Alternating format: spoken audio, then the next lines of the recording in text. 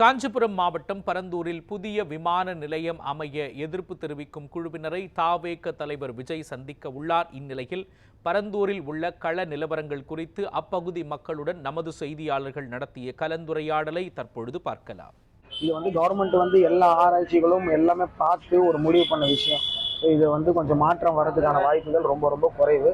இவர் வரதுனால ஏதோ வித்தியாசம் நடக்கும்னா வாய்ப்புகள் ரொம்ப கம்மி தான். இந்த விமான நிலையன்றது ஒரு அத்தியாவசியம் தான். இன்னைக்கு ஒரு சிட்டியில் இருக்கிற டிராஃபிக்கை குறைக்கிறதுக்கும் இது இந்த சைடெல்லாம் கொஞ்சம், அதாவது சிட்டியை விட்டு அடுத்த ஏரியாலாம் டெவலப் ஆகும்னா இந்த மாதிரி ஏதாவது ஒரு விஷயங்கள் நடந்தால் தான் சிட்டிலேருந்து இருக்கிற மக்களும் கொஞ்சம் வெளியே இறங்குவாங்க. சிட்டி சென்னையே சுற்றி பாப்புலேஷன் ஜாஸ்தியாகி எல்லாத்துக்கும் தான் அங்கே தட்டுப்பாடு இருக்க தான் செய்யுது.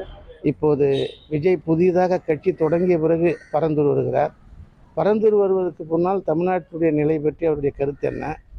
இன்றைக்கு கட்சி தொடங்கிய பிறகு அந்த விமான நிலையத்தை எதிர்த்து வருகிறார். இது எவ்வளவு நாளைக்கு அதில் ஈடுபடுவார்? அதில் உறுதியாக நின்று போராடி அவர் அந்த மக்களுக்கான அந்த உழவு பகுதியை பாதுகாத்து தருவாரா என்றெல்லாம் கேள்விக்குறியாக இருக்கிறது.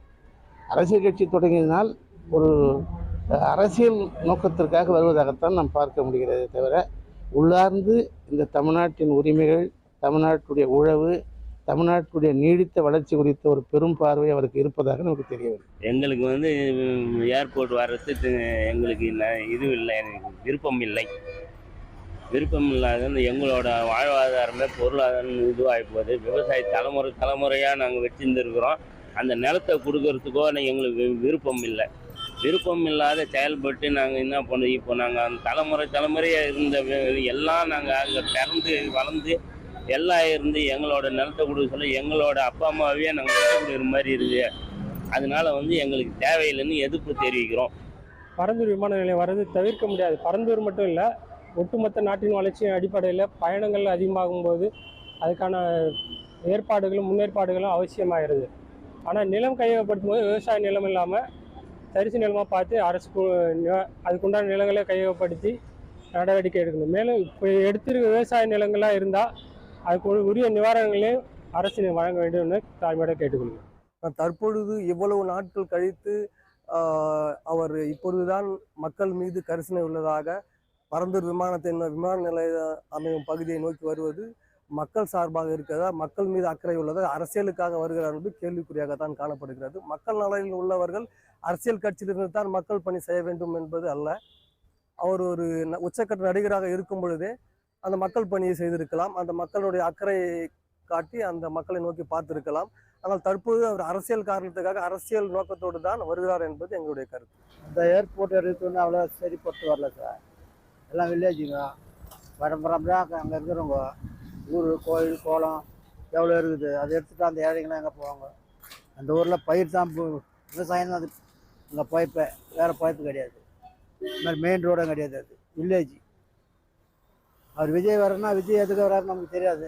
அவங்க ஆதரவு தெரிவிக்க வர்றாரா இல்லை இது வேறு பேச வர்றாரு தெரியாது. சீப்பர் ஒரு 6 கிலோமீட்டரில் எங்கள் வீடு. இங்கே சீப்பர் நான் ஆட்டோ ஓட்டுறேன் பைபாஸில். இங்கேருந்து பரந்தூரில் ஏர்போர்ட் வர்றதா கேள்விப்பட்டேன். மக்கள் பல வருஷமாக போராடிட்டு வர்றாங்க. மக்களுக்கு குறைய அவங்களுக்கு என்னவோ வீடு கட்டிருக்காங்க,